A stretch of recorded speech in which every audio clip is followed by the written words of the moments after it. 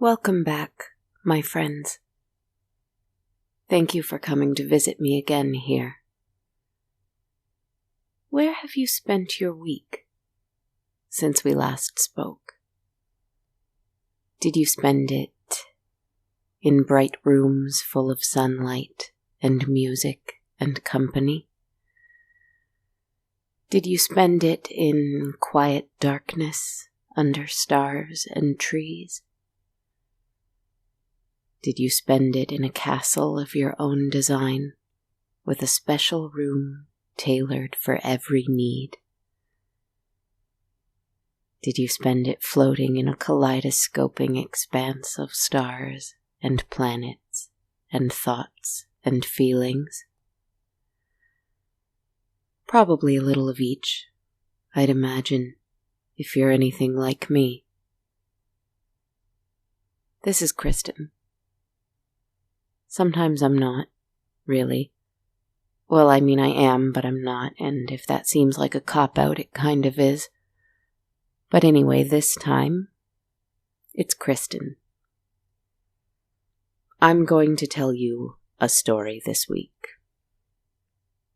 You see, the other one normally would, but she's having a bit of a time. Somewhere, there's a castle, and she's haunting it. Formless and mad, a poltergeist throwing itself against windows and doors and walls. She rants and wails and weeps and creeps around, smashing glasses and shaking the artwork threateningly. A cat arches its back and shrieks out of fear of the thing's wrath. The ghost needs to be let out. The formless spectre who normally lights candles and wanders gently. But sometimes she has moments where she is not quite so eloquent, and not terribly friendly, frankly. But that's okay. I can take a turn. I can keep it together while she has her moment. Lord knows I have my moments too. And my, oh my, does she know how to shine in those times. Do you know this feeling? Do you ever have to take turns with yourself? Hey, okay, so I'm going to do a story. It might have taken 3 days of saying to myself that I would, but here it is. First, let me just say, I discovered something interesting this week. I read an article online about it and became a little fascinated. It's the concept of jamais vu. It's the opposite of déjà vu. Have you ever repeated a word to yourself over and over and over so many times that it suddenly made no sense? Seemed completely unknown and incorrect, out of place. That's kind of a simple example of it, I think. Something usually very familiar seems all of the sudden completely not familiar and unusual. That would make a good story, I thought. If only the whole concept of creating one of these episodes didn't suddenly seem very difficult and new. If only I remembered that I do this every week and I have a system by now. If only I wasn't experiencing the very thing I want to write about. Wait.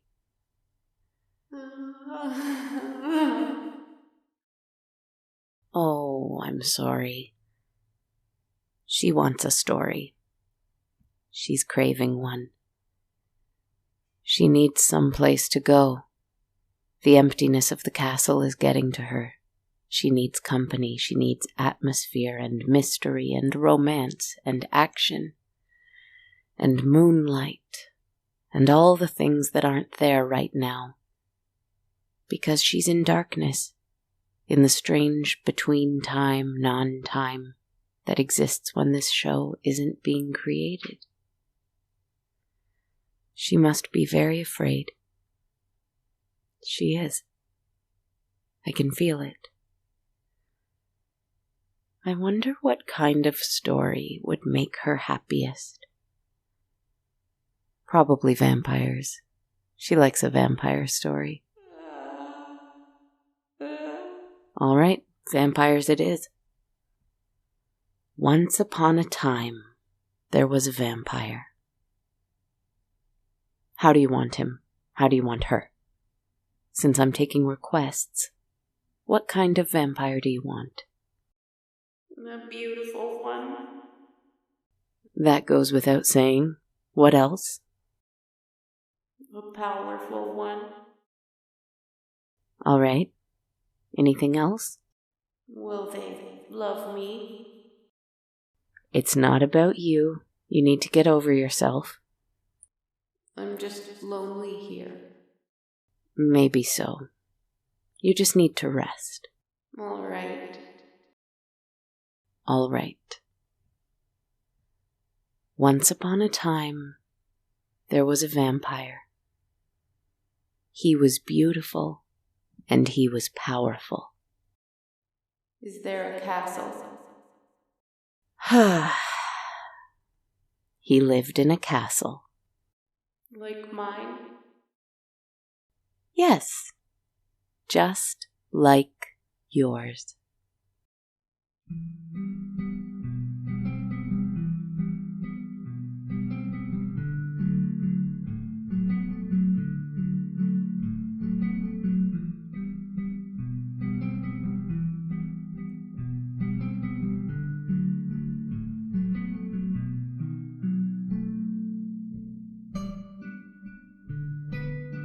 This vampire lived in a castle with several other vampires. They were all beautiful, and they were all powerful. And they were very cruel and full of fiendish games. They lured hapless mortals into their midst. Some used hypnosis, some used seduction. Some used the promise of money or food on the poor things. Some dangled love and adoration like a carrot before their noses. Vampires know very intimately the needs and wants of humans. Perhaps it is because they have only one desire, and that is blood. Blood, blood, and more blood. If there is an elegant place with fine jewels and art and candlelight and music to lay the setting for that blood, then wonderful. But it is really rather tertiary. Blood was everything to them. And this little group held court in their palace for hundreds of years. Inside, it was like a never-ending festival of gluttonous horror, for they took turns sleeping, hunting, feeding. The only thing they didn't do themselves was the cleaning, for when they had to dispose of the remnants of their feasting, they enlisted the help of the neediest humans of all, who lived only to serve them. I'm sorry, it's not a terribly pleasant story, at least not yet. But we have to start somewhere, don't we? Night in, night out, these vampires walked through chambers, played with the humans they considered their food, dined in their halls to the melody of screams and cries for help, and crawled back into their dusty crypts to rest. Full and sated and eager to be hungry enough soon to repeat the process all over again. hundreds of years of this, a horrible reign. Now, one of these vampires is the beautiful and powerful one you wanted me to imagine up for you. He rose from his crypt one night, stretched and hungered. He thought he might like to torment one of the servants today, one of the humans who cleaned up their mess, one of the shivering things that lived in the chambers up high in the towers, with just enough food and water and warmth to put up with such a life. Sometimes when he was bored, he liked to be a little more devious than usual and play games with them. So he slid up the stone stairs to the servants' quarters, silent as a breeze, and he opened the door, for of course they were not allowed locks, and he went in. He thought he might find something to punish someone for. An unmade bed, a stolen cup, a rose from the garden, something trivial like that. He didn't even know whose room he was in, but he would find something. He looked around, and everything was neat and tidy and bare and bland. He ran his finger along a table, hoping to catch dust, but there was none. But that's where he saw something. It was a little manuscript. Writing. Black handwriting against several pages of yellowing paper. He didn't know these things could write. Perhaps they had too much free time. He indulged himself and began to read. He read the story of a vampire, a beautiful and powerful vampire, living in a large stone castle with several other beautiful and powerful vampires who feasted night after night on the blood of hapless mortals, who had servants' quarters in their home for the poor humans who cleaned up their mess. And this one vampire in the story found his way up to those quarters with the goal of tormenting one of those humans for his delight. He found a manuscript, and he began to read it. Looking up from the pages, the vampire saw a mirror in the room. Funny, he didn't think there were any in the castle. Mostly because these vampires weren't really aware of what they were used for. It was a belief long held among vampires that they had no reflection, but it had been believed so deeply for so many years that no one ever tried to find any evidence. They just accepted it as fact, generation after generation, and so there was no need for mirrors. But this vampire saw himself in this mirror, in the servant's room, and he realized that he did, indeed, have a reflection. He never knew his eyes seemed kind. He never knew his curls looked soft. He never knew how upright he stood. He looked so good, almost innocent. He turned back to the pages, and it described the vampire going down to the eternal feast, the never-ending party, the horrors he participated in night after night. The words described how decadent, how wasteful, how lustily and greedily he drank far more blood than he would ever need to. They described how monstrous he would appear. The writer lamented that something so lovely in appearance could be so ugly at heart. They mourned that something so fortunate in wealth could be so poor in virtue. He arched his brow and set the manuscript down. How strange. He descended the stairs thinking to rejoin the eternal feast. But the stairs were somehow different.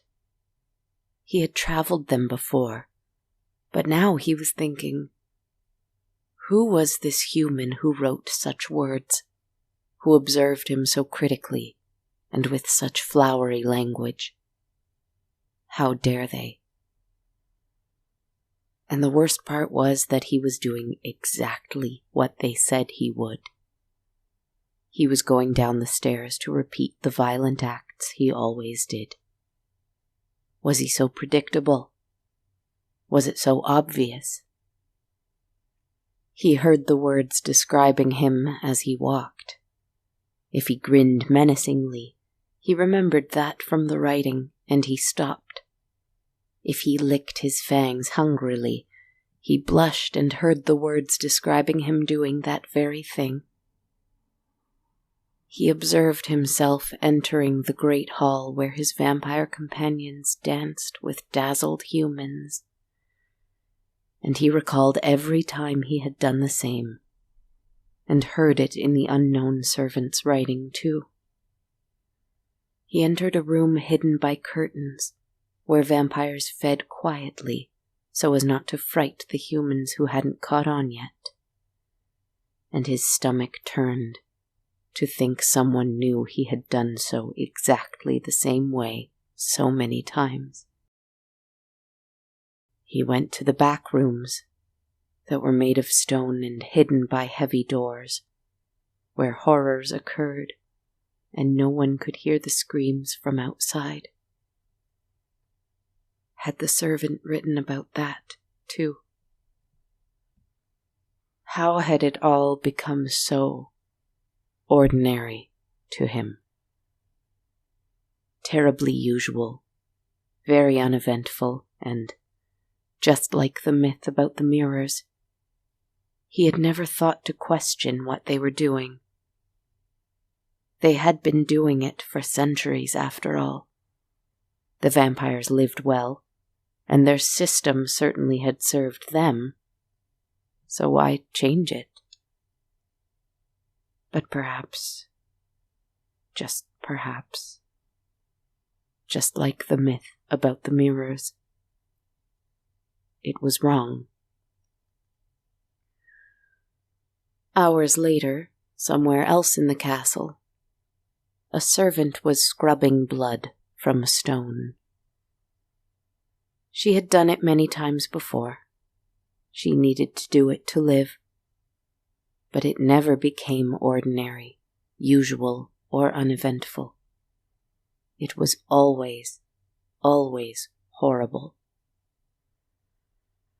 She had spent most of her life here, participating in a world that she knew was unfair and cold and deceptive and wrong. But life was precious, and one did what one could with it. Besides, she had a way of surviving. Not just eating, sleeping, drinking, and working. A way of surviving this nightmare. She wrote. She wrote down what she saw, what she felt, what she never wanted to allow to grow stale, what she never wanted to grow numb to. And every time she wrote it down, it was new again. And sometimes that made it all the more horrible. But sometimes, every now and then, like this night, for example, as she scrubbed the stone by the front door, she was fortunate enough to be outside, alone, with a unique view of some large fir trees. She saw 2 partridges sitting on a branch, nuzzling each other in the moonlight. It began to rain, and they clung to each other tighter for warmth. She felt the rain on her skin, and the blood she scrubbed washed so easily from her hands, as she could for a moment be not inside of the vampire's castle of filth, but rather outside in the great wide world, full of possibilities and wonders, where partridges loved each other. As she was watching it, an angry vampire opened the door and bellowed at her to get inside, for if she became sick with pneumonia, it would be easier to eat her than to cure her. She made her way upstairs to her chamber, where she intended to document the sight, so she wouldn't forget that either. It was perhaps even more important to write down the things that made her feel anything other than despair. That did a much better job at keeping the numbness at bay. She opened her door, and a vampire sat on her bed, holding her papers in his hands. She gasped and clasped her hands to her mouth. She was done for. Done for. But it was the one with the eyes that she always thought appeared to be kind, even if they weren't. It was the one with the curls that were soft, and his spine so tall and straight, you'd think he'd never committed a sin in his life. She always knew she would die here, but did it have to be at the hands of this one? Just as an added twist of fate, that the one who looked the sweetest would deliver the killing blow. He was looking at the mirror, and she realized just how shaken he was by his reflection. "Is that what you see?" he asked. She turned to look at her own reflection in the mirror as well. She saw her own face with his in the frame. Though her weak and thinning hair was dirty and wet, and her eyes were tired and sunken and purple with exhaustion, they each looked as young and innocent as the other, though neither felt it. Not one jot. He looked so confused. She, too, was very confused. If he wasn't a cruel predator, and she wasn't frightened prey, what were they to each other in this moment, then? What were they doing here? What on earth were they doing in this castle? What were any of them doing? She sat beside him on the bed, both of them looking in the mirror. Some time passed before he started to quietly sing. He sang to her beside him, to her in the reflection, but mostly to his own reflection. And to us, even here, in our own castles. Don't you hear him in the halls, on the balconies, through the mirrors? Don't you hear his song echoing in the chambers of the place you dwell? He could attack if he wanted to, but for now, he just wants to sit beside you and sing. I made some mistakes in my life before I knew what was right. I'm sorry. I thought only of me and of a limited eternity, only for me. Come nearer to me, I won't bite anymore. It's clearer to me, I'm not who I was before. Don't you worry, there's no hurry. I think I know how you feel. Do you know how I feel? Have you forgotten to breathe? Have you been afraid to just be? When you scream at the void and the void screams back, and your brain says there's nothing to do but attack. Oh, stop, take a breath, 'cause I'm with you all the same. Stop, take a breath, to forget would be a shame. Stop, take a breath. Life is nothing like they claimed, but it's better than that. Much better than that. 'Cause it's yours.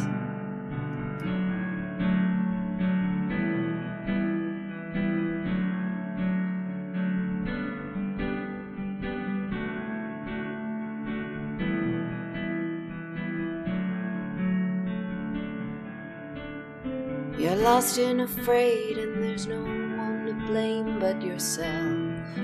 I'm sorry, but when it gets a bit lonely and frightening, I made you a gift.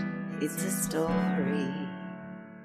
Come nearer to me, I am yours and more. It's clearer to me, you are mine evermore. Don't you worry, there's no hurry. I know just how it is that you feel. Do you know that all this is real? Have you forgotten to see? Have you been satisfied to believe?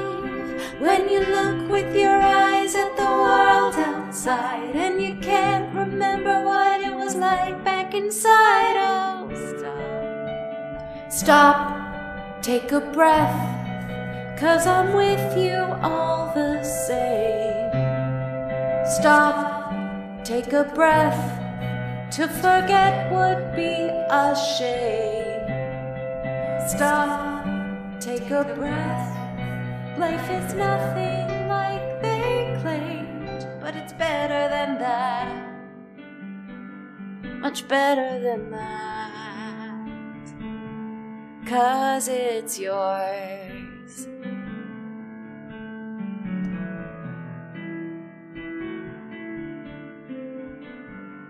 They left.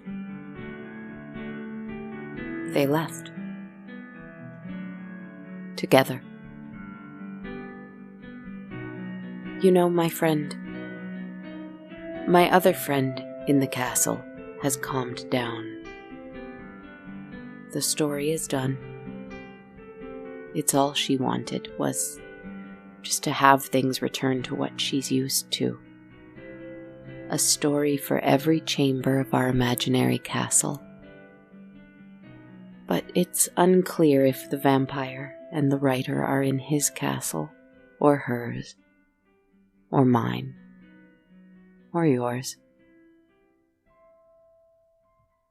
All my best vampires are remorseful, I think. That's not an apology, it's an observation. Maybe wishful thinking. That powerful, greedy things might develop the wherewithal to observe their habits and change them. But it would be foolish to ignore the part that we play in their drama too. But that's beside the point.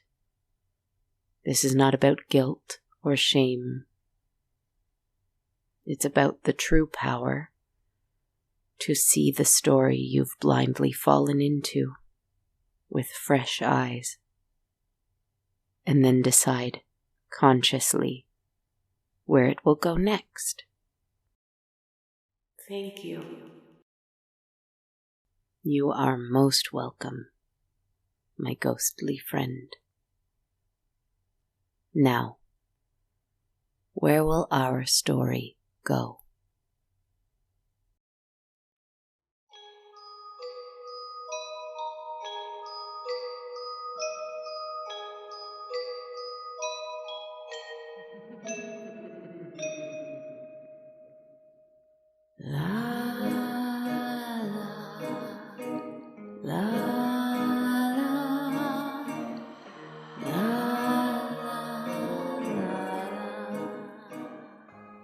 Hello, friends. Thank you so much for listening to episode 247 of On a Dark Cold Night. This is Kristen Zaza, your host, writer, narrator, composer, your Kristen and your formless spirit and vampire and writer, etc., etc., etc. I hope you've been well.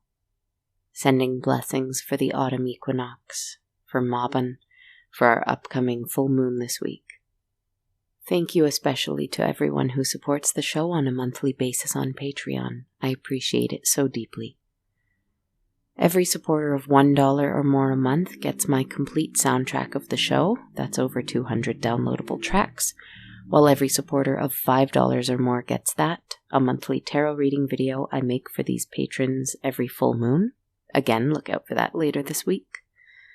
And a weekly bonus mini meditation episode called Quick Moments on Thursdays. You can learn more at patreon.com/darkcoldnight. You can also support me by donating one time only through coffee.com without those perks.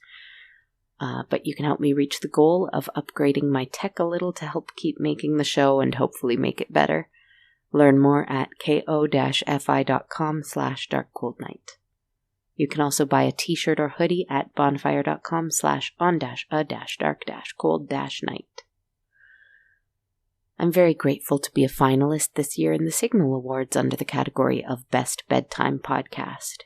If you're enjoying the show, you can vote in the Listener's Choice category for me by visiting vote.signalaward.com, signing up, and searching for On a Dark Cold Night.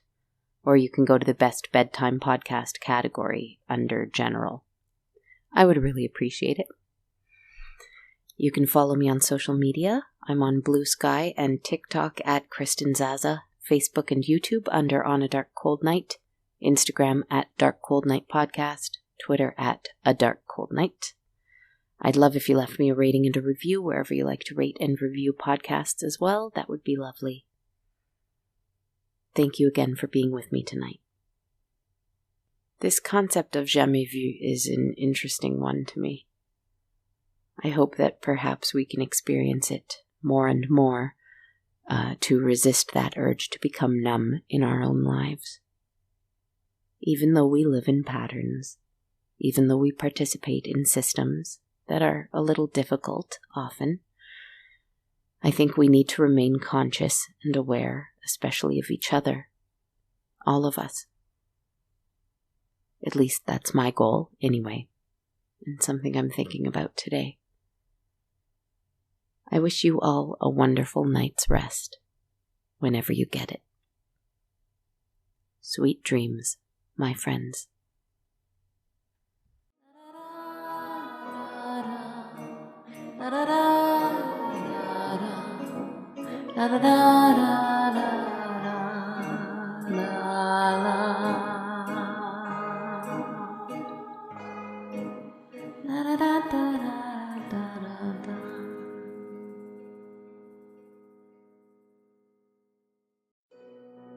This podcast has been brought to you by the Sonar Network. Sonar.